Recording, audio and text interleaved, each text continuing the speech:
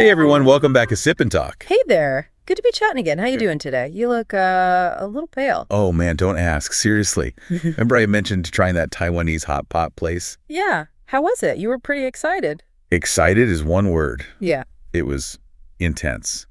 I went for the Tyrant chili oil broth. Big mistake. Huge. Oh, Tyrant chili oil. That sounds ominous. Tell me about it. Let's just say I was rudely awakened around 5 a.m. this morning by my own internal rebellion, straight to the bathroom. Oh no. Haha. The full chili regret experience, huh? Full experience plus overtime. I was in there for like half an hour just questioning all my life choices. But you know what hit me?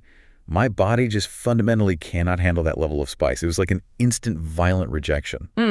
Yeah. The body knows what it can and can't process. But, you know, that physical reaction, it's actually kind of a perfect analogy for what we're talking about today. So, like ideological indigestion. Exactly. Some concepts, things that feel totally natural and frankly essential to us, like freedom, asking questions, they're just too spicy for certain political systems. Huh.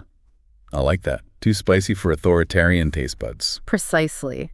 Think about the core ideas we often take for granted.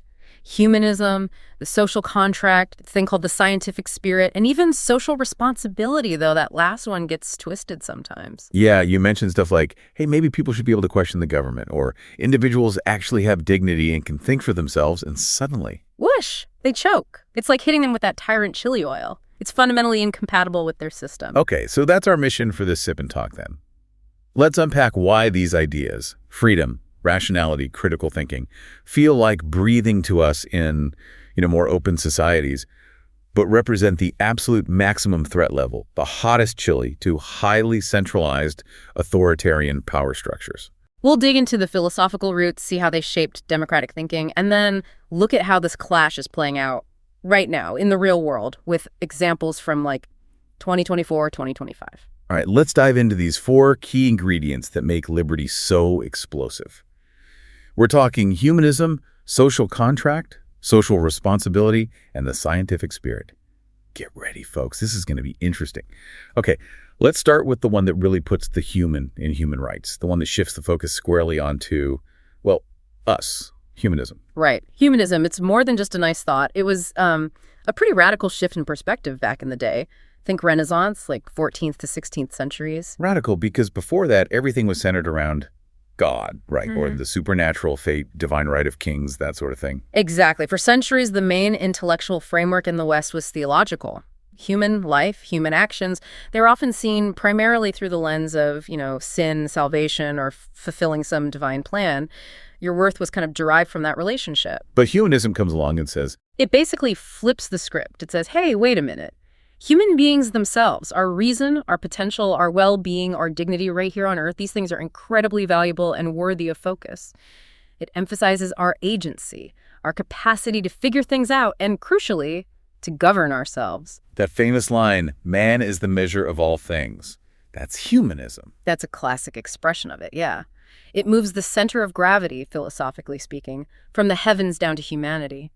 It encourages ethics based on empathy and reason, individual autonomy, creative expression. But that's huge for democracy, isn't it? If you believe people are inherently valuable, rational, and possess dignity. Then you can't just have a ruler claiming absolute power based on divine say-so or some mystical historical mission. Human rights become supreme. Individual dignity isn't something granted by the state. It's inherent. So it laid the groundwork for. Like the Enlightenment. Absolutely. It's the philosophical bedrock.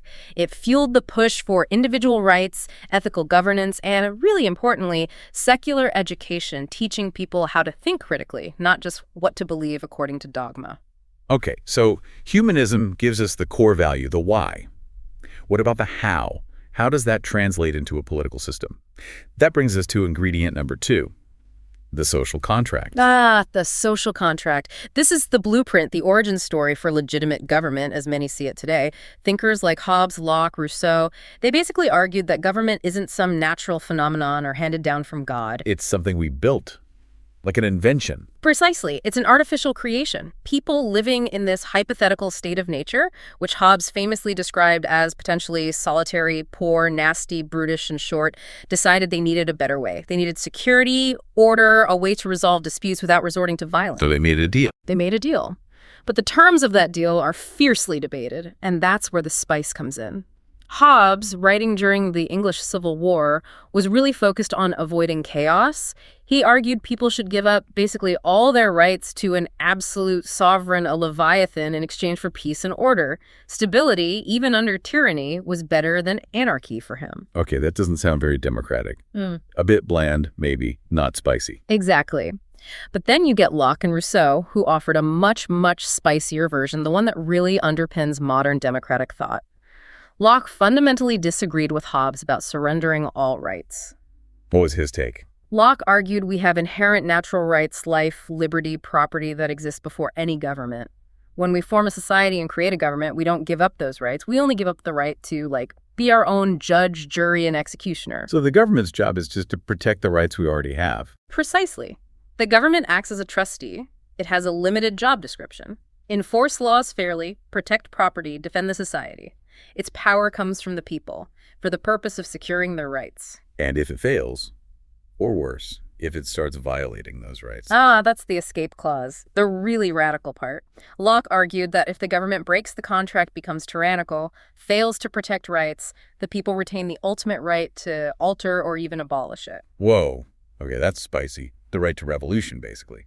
That's the core of popular sovereignty. It means the government's legitimacy doesn't come from divine right or tradition. It comes solely from the consent of the governed. This leads directly to ideas like limited government, constitutionalism, checks and balances, all designed to keep the government within its contractual bounds. Rulers serve the people, not the other way around. Got it. So, humanism for the why, social contract for the how. What's next? Ingredient 3, social responsibility. This sounds maybe less controversial. You'd think so, but it gets twisted. In its original sense, flowing from the social contract, it's about the two-way street. It's the ethical framework that makes the contract work day to day. Meaning what exactly? Like, we have rights, but we also have duties. Exactly. As individuals, if we benefit from the state's protection and the order it provides, we have obligations. Things like obeying the law, paying taxes, maybe jury duty, respecting the rights of others. You can't just demand all the benefits of the contract without contributing to its upkeep. It requires active participation. Okay, that makes sense. And what about the government side of this two-way street? That's the other crucial part. The government, as the trustee holding power on behalf of the people, has a responsibility to ensure the overall welfare and flourishing of society. This goes beyond just basic security. It includes things like ensuring justice, promoting education, maybe providing healthcare, creating conditions where people can actually exercise their life and liberty meaningfully. So, like, the idea behind welfare states or public services. That's a major expression of it, yes. The government fulfills its end of the bargain not just by not oppressing people, but by actively working to create a just and supportive society. And the big democratic impact here is the idea of an active citizen. I think so, yeah. It moves us beyond being just passive subjects receiving orders. Social responsibility implies we are partners in the enterprise of society. We participate, we vote, we engage in civic life, we hold the government accountable. It fuels things like volunteering, community organizations, public debate, a vibrant civil society. Right, one ingredient left, and maybe the spiciest of all for some regimes, the scientific spirit. This isn't just about labs and test tubes, is it? Not at all, though it draws from that methodology. It's fundamentally an attitude, a way of thinking rooted in rationality, logic, observation, and empirical evidence. It's about demanding proof and being willing to question assumptions. And the key thing you mentioned is falsifiability. What does that mean? It means that for a claim or belief to be considered scientific or even just rational in this sense, it must be possible, at least in principle, to prove it wrong. You have to be open to evidence that contradicts your hypothesis. You can't just declare something true by fiat or because tradition says so. Okay, I can see why that would be threatening. It means no idea is sacred. No authority is unquestionable. Exactly. It encourages demands, really, that people question tradition, dogma, and any authority that hasn't earned its credibility through evidence and reason. Whether that authority is religious, political, or even supposedly scientific, if a leader says, this policy is the best, the scientific spirit asks, okay, show me the data. Let's see the analysis. What are the counter-arguments? Wow, that's like ideological dynamite for a system built on unquestionable truths or a single-party line. Absolutely. It powered the Enlightenment. It leads directly to demands for open debate, transparency in government data, evidence-based policymaking. Even in the legal system, the principle of innocent until proven guilty and the requirement for evidence that's the scientific spirit in action. You need proof, not just accusation or faith. So let's recap the 4 ingredients. Humanism gives us the core value. People matter. The social contract gives us the structure. Government, by consent, limited power. Social responsibility gives us the ethics, a two-way street of duties. And the scientific spirit gives us the method. Question everything. Demand evidence. And together, they create this dynamic, evolving framework for society that inherently values freedom, reason, and accountability. You can see how that whole package might be a little too much heat for regimes built on absolute control. Right, and it's crucial to see these aren't just abstract ideas floating around. They actually came together, they synthesized to form the practical operating system for many Western democracies. You could call it a framework of rationality plus freedom plus responsibility plus science. Yeah, you can map them directly onto democratic features, can't you? Humanism leads to the idea of universal human rights. The social contract gives us limited government checks and balances. Social responsibility underpins the rule of law and the importance of civic society. And the scientific spirit demands critical thinking and transparency. Exactly. And we see the synthesis written down in what you might call the meta-constitution of modern liberty, those foundational documents that declared these principles to the world. Think about the U.S. Declaration of Independence in 1776. We hold these truths to be self-evident, that all men are created equal. Pure humanism right there. Absolutely. And then it goes on. That they are endowed by their creator with certain unalienable rights. That to secure these rights, governments are instituted among men, deriving their just powers from the consent of the governed. That's Locke's social contract, almost word for word. And the escape clause is right there, too. Yeah. Whenever any form of government becomes destructive of these ends, it is the right of the people to alter or to abolish it. Boom. They weren't shy about it. They were explicitly grounding their revolution in these philosophical principles. And it wasn't just the Americans. Look at the French Declaration of the Rights of Man and the Citizen in 1789. Similar ideas, right? Liberty, equality, fraternity. Very similar core principles. Article 3 states, the principle of all sovereignty resides essentially in the nation. No body nor individual may exercise any authority which does not proceed directly from the nation. Again, power flows up from the people, not down from a monarch or elite. It's the social contract in action. These were truly revolutionary documents, codifying these ideas into political reality. And then, much later, after the horrors of World War II showed what happens when these principles are utterly rejected, you get the UN's Universal Declaration of Human Rights in 1948. That feels like taking the humanist core global. Exactly. Article 1. All human beings are born free and equal in dignity and rights. It takes that fundamental humanist belief in inherent worth and tries to establish it as a universal standard, a benchmark for all nations, regardless of their political system. It was a global commitment saying these values transcend borders. But, okay, having these documents doesn't mean everything works perfectly, right? Mm-hmm. The contract isn't always honored by the government. Not at all. The contract often needs repair, and importantly, the system itself, ideally, contains the mechanisms for that repair, usually driven by the citizens invoking their rights under that contract. Can you give an example of that, like the contract being broken and then fixed? I think the American civil rights movement of the 1950s and 60s is a powerful, undeniable example. The U.S. Constitution and Bill of Rights promised equality, due process, the right to vote, the core tenets of the contract. But in reality, for African Americans, especially in the South, those promises were hollow. Jim Crow laws, segregation, voter suppression. It was a massive systemic breach of the contract by the state itself. The government was not only failing to protect the rights of a whole segment of its citizens, it was actively violating them. So the civil rights movement wasn't really demanding new rights. Fundamentally, no. It was demanding that the government live up to its existing contract. It was citizens using the rights they theoretically had, freedom of speech, assembly, petition to force the government to honor its own founding principles, grounded in humanism and the social contract. That's social responsibility in action, isn't it? Yeah. Citizens actively engaging, protesting, using the courts. Absolutely. It was active citizens exercising popular sovereignty to compel the state to bring its actions into alignment with its stated values. It shows that even when the system fails badly, the combination of humanist values, the framework of the contract, and the commitment of responsible citizens can force correction. The system contains the seeds of its own repair if people are willing to fight for it. Okay, so we've established this powerful blend of dignity, consent, responsibility, and evidence. Now let's get to the core of the spiciness. Why do authoritarian regimes treat this whole package like ideological poison?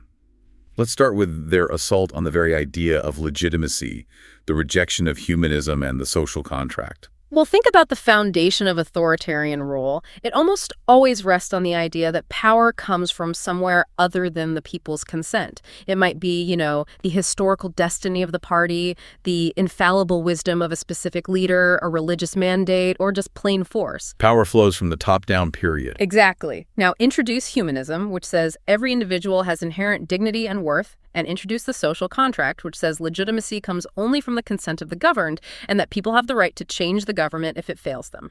That just completely demolishes their entire premise, doesn't it? It vaporizes it. If individuals have dignity, they can't be treated as mere cogs in the state machine. If they have the right to consent and even withdraw consent, then the leader or party isn't absolute. The whole structure, often built on fear and unquestioning loyalty, becomes incredibly fragile. It's an existential threat. And we see them actively try to crush this idea of individual dignity, especially for dissenters. Oh, absolutely. Look at how political opponents are treated. They're often not just imprisoned, they're stripped of their identity and political voice. They get branded as counter-revolutionaries, enemies of the state, terrorist labels designed to dehumanize them and deny the legitimacy of their political conscience.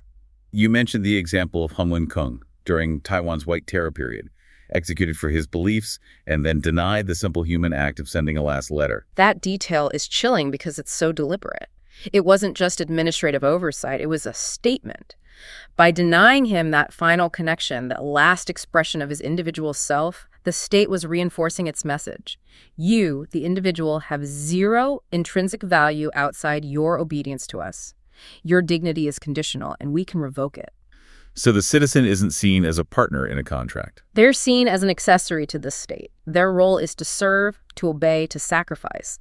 The idea that they might have rights the state must respect, or that they could hold the state accountable, that's unthinkable, dangerous. Okay, so they attack legitimacy. What about truth? The rejection of the scientific spirit seems just as aggressive. Why fight against objectivity in evidence? Because authoritarian control relies heavily on controlling the narrative. They need to establish and maintain an official truth, a carefully constructed version of history, reality, and the state's own successes. The scientific spirit, with its demand for evidence, transparency, and falsifiability, is a direct threat to that manufactured reality. If people can access independent data or question the official story, the whole house of cards can wobble. If truth is something discovered through open inquiry and evidence not dictated by the party, then the party loses its monopoly on reality. Think about the early days of COVID-19 in China. Right, the doctors who tried to warn everyone and share the real data, they were punished. They were punished for practicing the scientific spirit. They valued empirical observation and open communication over the official narrative. The state saw that not as helpful public health work, but as an attack on its control over information. And this extends to other fields too, right? Like social sciences. Definitely. Fields like sociology, political science, critical history, these are inherently about questioning power structures, analyzing society, understanding different perspectives. Authoritarian regimes often heavily restrict these disciplines, censor research, or ensure they only teach the approved ideological line.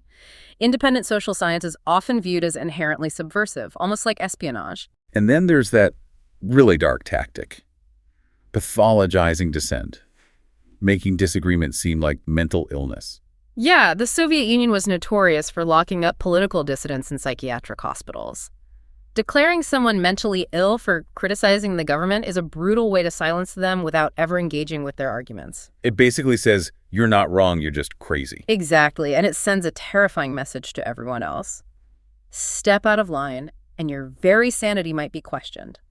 We still see echoes of this today, where activists or petitioners might be forced into psychiatric evaluations or treatment to discredit and neutralize them. And they use the law too, don't they? Like those laws against spreading false information. Oh yeah, that's a classic move. On the surface, it sounds reasonable who wants false information.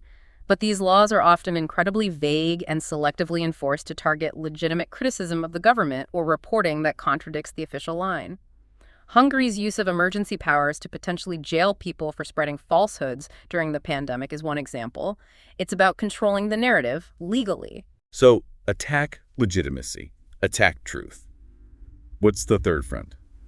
The assault on autonomy, twisting the idea of social responsibility. This one is insidious. They take the term social responsibility, which, as we discussed, implies a mutual obligation between citizen and state based on rights, and they completely redefine it. Yeah. They turn it into a purely one-way obligation. Your social responsibility becomes absolute obedience, unwavering loyalty, and total sacrifice for the party or the state. Your individual rights, your autonomy, your ability to participate critically, those are irrelevant or even counter-revolutionary selfishness. And how do they enforce that? A key tactic is suppressing or controlling civil society, any independent group or organization where citizens might gather, discuss, organize, or advocate for their interests outside of state control. Like NGOs, community groups, independent unions? Exactly. Look at Russia's foreign agents law. It labels any organization receiving funding from abroad and engaging in vaguely defined political activity as a foreign agent. Which sounds really bad, like you're spy. That's the point. It stigmatizes these groups, buries them in bureaucracy, scares off local partners and donors, and ultimately aims to destroy public trust in them.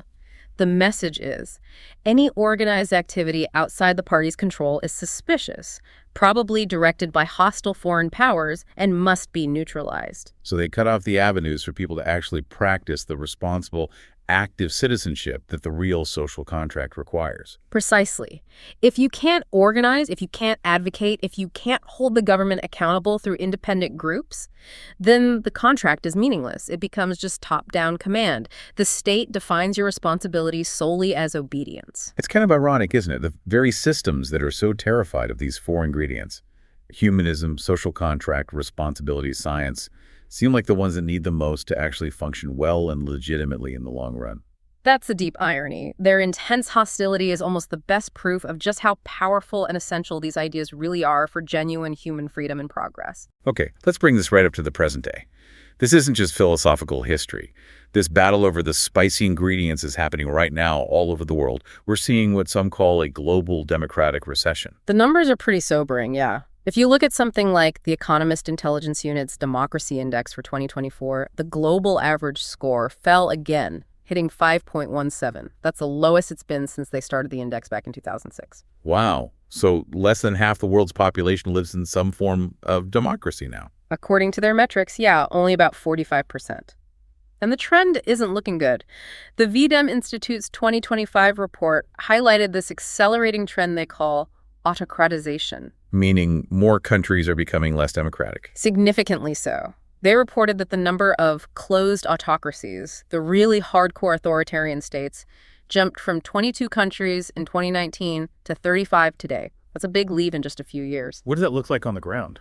It looks like regimes chipping away at freedoms.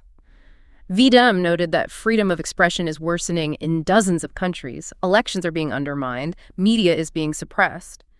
Think about places like Belarus cracking down relentlessly, or coups overturning democratic gains like in Niger. It shows a clear pattern of rulers actively rejecting legitimacy derived from the people tearing up the social contract, essentially. And this isn't just happening over there, is it? Even established Western democracies are facing internal pressures challenging their own contracts. No, absolutely not. The U.S., for example, is grappling with some really intense internal debates about the structure and philosophy of its own government.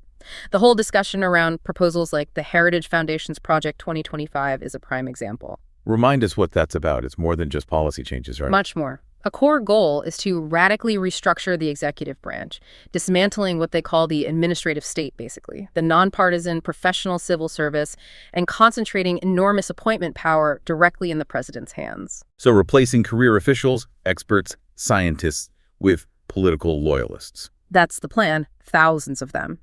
Now, proponents argue this makes government more responsive to the elected president, but critics, and there are many across the political spectrum, warn that this is a fundamental assault on the principles of limited government and the separation of powers. How so? Because it risks prioritizing political loyalty above competence, evidence, and the rule of law, the very things the scientific spirit and the social contract are meant to ensure. It removes crucial checks on executive power that were designed precisely to prevent tyranny. Political scientists look at this model weakening independent institutions, demanding personal loyalty, and see worrying parallels to the competitive authoritarianism playbook used in places like Hungary under Viktor Orban. Where you still have elections, but the whole system is tilted. Exactly. The playing field isn't level. And Project 2025 specifically includes rhetoric that demonizes career experts, particularly scientists, casting them almost as enemies of the people. Combine that with predictions from some analysts about potential future legislative efforts, say around 2026, 2028, to restrict voting rights or target minority protections. That sounds like a direct attack on the humanist principle of equality and the social contract's basis in broad consent. It's seen by critics as an attempt to shrink the pool of who gets to meaningfully consent and to sideline evidence-based governance in favor of ideological purity. It's a major internal stress test for the American contract. Beyond these internal challenges, we're also seeing authoritarian states actively exporting their models and suppression tactics, aren't we? Especially targeting academia and free thought. Oh, definitely. It's a coordinated pushback against the scientific spirit globally. Take Russia in 2024 labeling the German Association for East European Studies, DGO, a respected academic body, as an extremist organization. Just for studying Eastern Europe? Essentially, yes. For providing independent, critical analysis, particularly regarding the war in Ukraine. It's a clear message. Objective academic inquiry that contradicts the Kremlin's narrative is now considered dangerous propaganda, akin to terrorism. It aims to silence scholars both inside and outside Russia.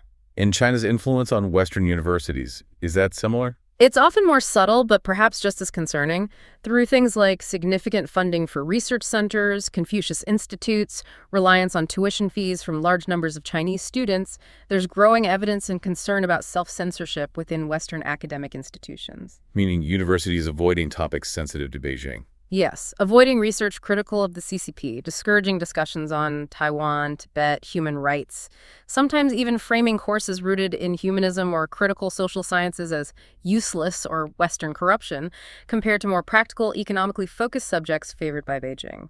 It's a way of slowly eroding the space for critical inquiry from within the very institutions meant to champion it.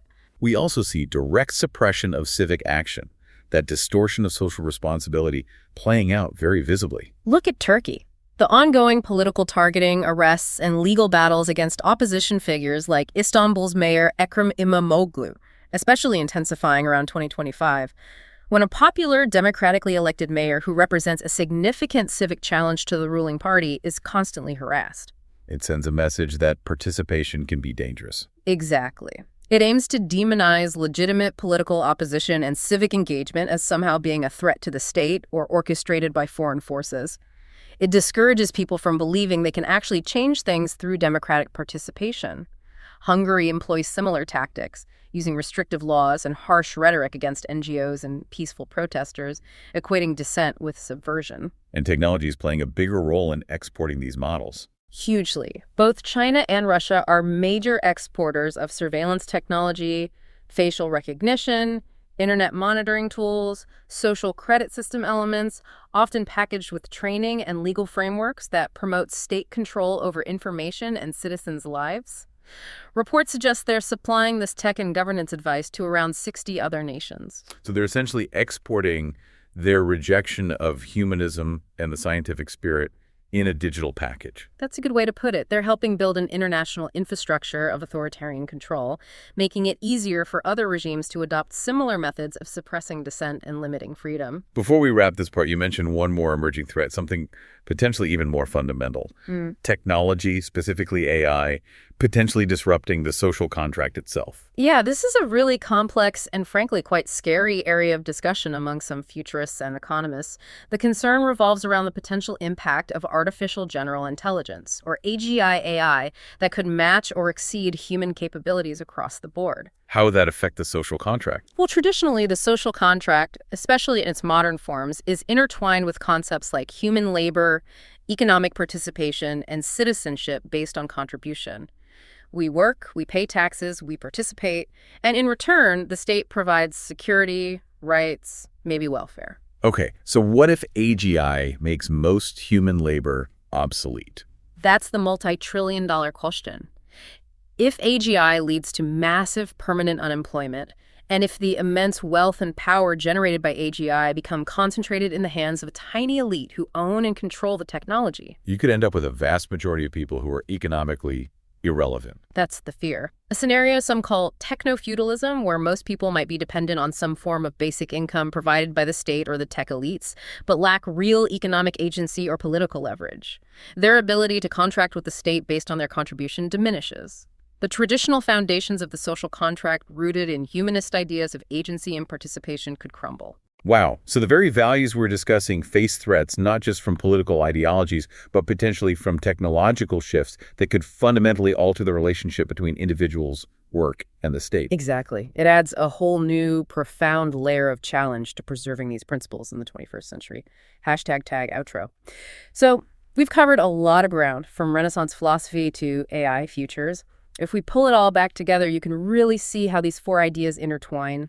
Humanism provides the moral core, the belief in human dignity. The social contract gives us the political structure, limited government based on consent. The scientific spirit offers the method, rationality, and evidence. And social responsibility provides the civic ethic, the duties that bind us together. And it seems the more authoritarian regimes fight against these ideas, suppressing dissent, manipulating truth, crushing dignity, fearing open inquiry, the more they actually prove how incredibly powerful and essential these concepts are for genuine human freedom. Their fear is the ultimate testament to the spice. Absolutely. And just to be crystal clear for everyone listening, our discussion today, using specific examples and data points, is all about exploring these ideas and trends objectively. It's absolutely not intended as a criticism or judgment of any particular country, people, or culture. Our goal is simply to understand the dynamics based on the information available. Well said. Now, we always like to leave you, the listener, with something to chew on. So here's a final thought. That scientific spirit, the habit of questioning, demanding evidence, thinking critically, isn't just for scientists or philosophers. It's a tool for everyday life. So the question for you is, in your daily interactions, maybe reading the news, scrolling social media, even just talking with friends, how are you exercising that spirit? Are you taking claims at face value? Or are you asking, wait, what's the evidence for that? Is there another perspective? Who benefits from me believing this? Even in small ways, applying that critical lens. That's how you keep the spice alive in your own thinking. That constant, maybe quiet insistence on reason and evidence is probably the most effective personal antidote to manipulation and unchallenged authority. Keep that spirit of independent, critical thought sharp. Couldn't agree more. Well, that's all the time we have for this Sip and Talk. Thanks so much for tuning in. If you found this interesting, please do subscribe so you don't miss our future conversations. And hey, speaking of things not to miss, you should definitely check out our old friend Mickey's YouTube channel. It's called Mickytolife. Oh yeah, Mickey. He's hilarious. He does fun memes, some really great spirit-tasting videos like whiskey and stuff, and he posts awesome vlogs from his travels around Europe. Seriously, go find Mickytolife on YouTube and give him a subscribe. Good stuff there. For sure. All right, everyone. Thanks again for listening. We'll catch you on the next Sip and Talk. Bye for now.